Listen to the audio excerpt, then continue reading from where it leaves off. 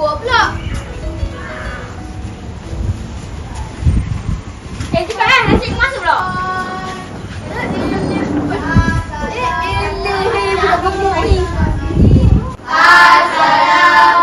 Assalamualaikum Ustaz Malik. Waalaikumsalam warahmatullahi wabarakatuh. Duduk. Terima kasih Ustaz Malik. Okey murid-murid, siapa boleh beritahu Ustaz apa maksud merdeka? Ya, Hafiz. Bebas dari penjajahan. Betul. Tapi takkan tu je.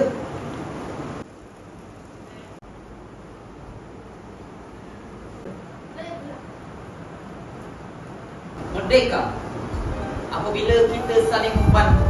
Merdeka apabila kita bebas menuntut ilmu. Merdeka apabila kita menjaga tempat kita. Merdeka apabila kita bebas mengejar cita-cita. Beliau tak pernah kenal kat kita semua, tapi beliau sanggup berjuang demi kita, supaya kita boleh belajar, bermain dan ketawa. Jadi, apa sebenarnya arti merdeka? Okey, arti merdeka bukan sahaja tentang masa lalu, tapi ada juga tentang apa yang kita lakukan hari ini. Itu yang awak semua kena cari. Okey? Surai. Tolong kemas.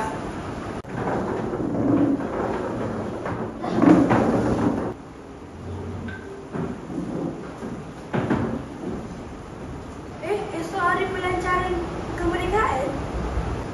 Tapi gimmick kita siap ke? Weh, belum lagi lah.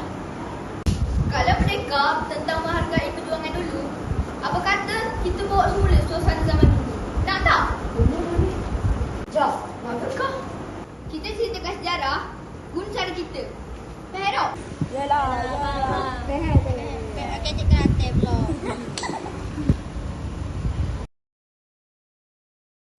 Ada yang berjuang dengan keringat, ada yang berkorban dengan nyawa. Hari ini, tugas kita hanyalah satu, menghargai kemerdekaan. Jom. Jom.